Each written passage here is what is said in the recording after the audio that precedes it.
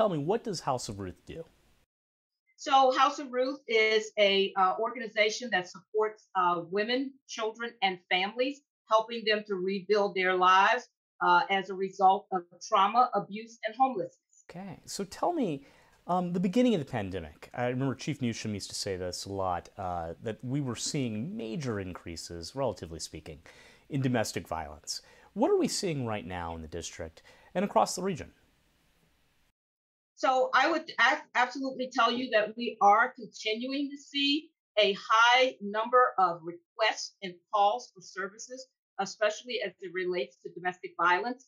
And I would that has not stopped. I think what is different, I will tell you, is the urgency of those calls, and that it's not just intimate partner violence, but also family violence Really?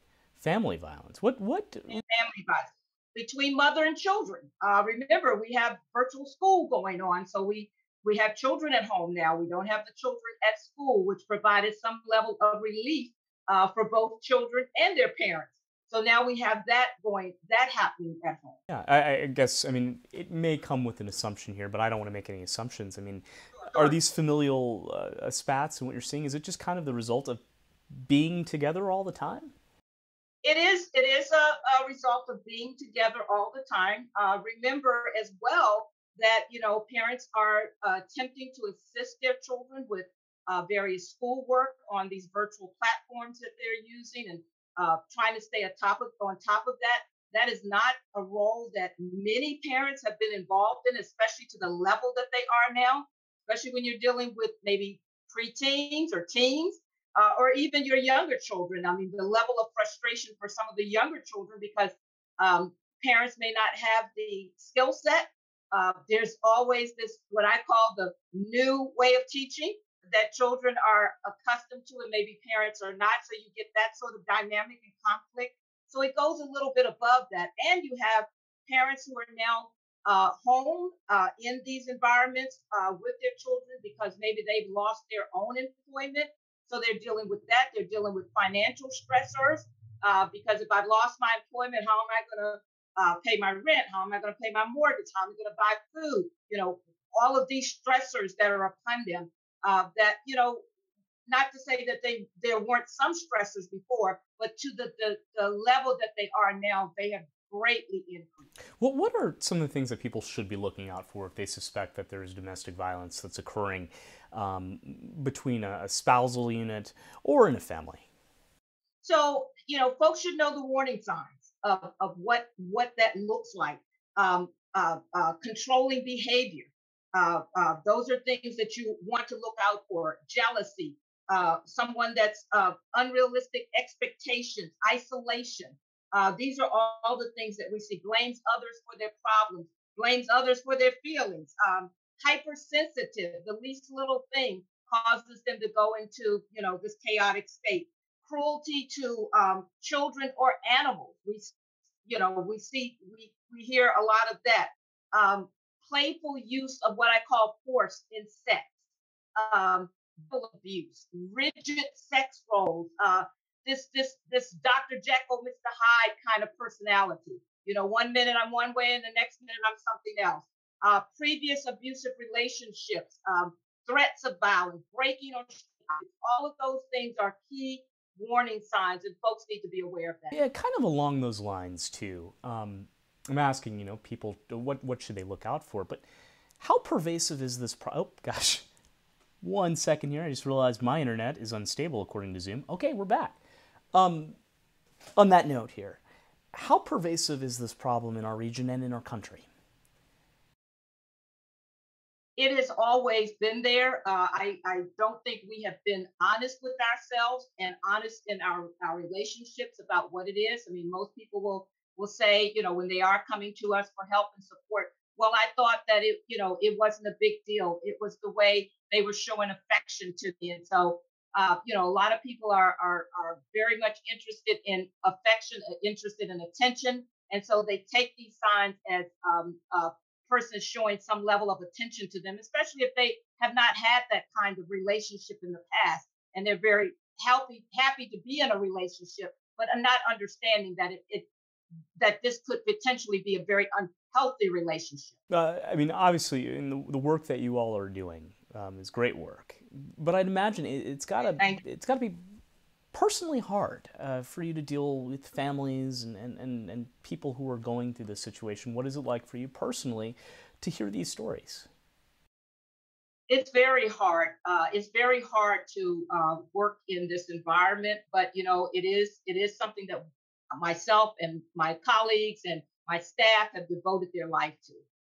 This is a population. This is a need. This is a community situation, and the only way that we're going to have strong communities, we've got to have strong families.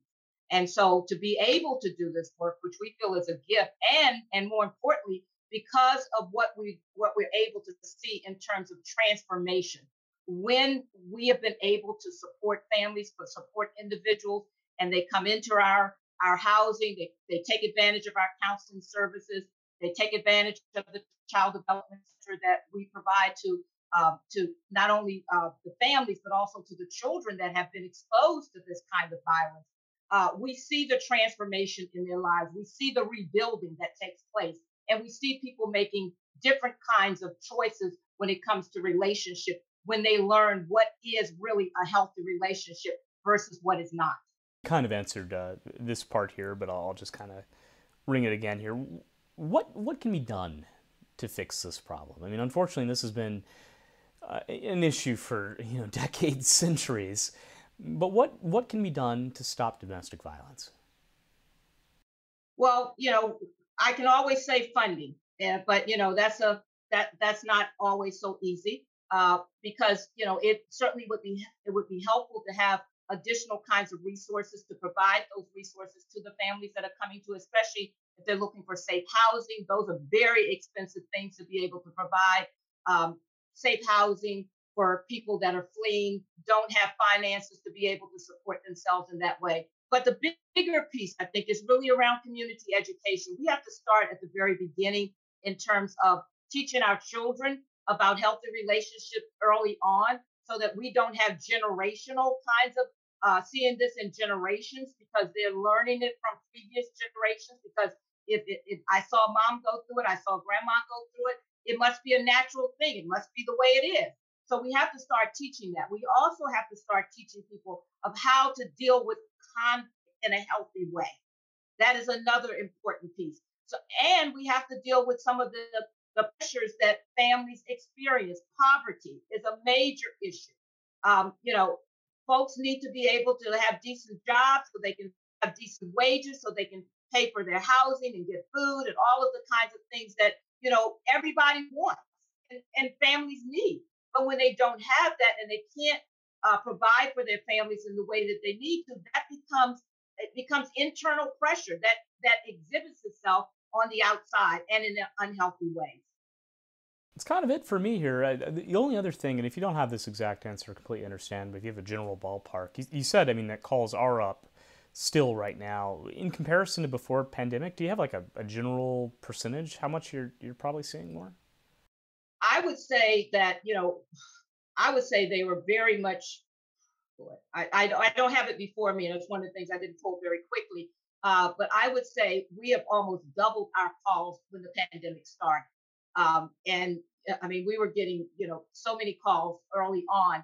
And remember, people are, at one point was not able to move around. Usually before the pandemic, at least people may have been able to get a reprieve by going to stay with grandma, going to stay with auntie. Well, when the lockdown was, people weren't going anywhere. So now you're seeing a little bit more loosening of that, but still people are not feeling as comfortable to take whole families in or to take individuals in. So I would say that our call volume has still been very much up there. I would say not much lesser than what we were seeing in the double when it doubled. We're still getting those calls now, but again, I think the urgency of those calls, I can't stay here any longer. I really do need to be somewhere else. That kind of urgency is what we're seeing. And then the calls regarding the families, we're getting a lot of calls from, some of our social service agencies that are dealing with children that are having to come into care and, why they're coming into care. we're getting a lot of calls from social workers that are asking us to provide some supportive services as well. Okay. Hey, last question here for you, and it's the freestyle here. Anything I didn't ask you that you want to get across?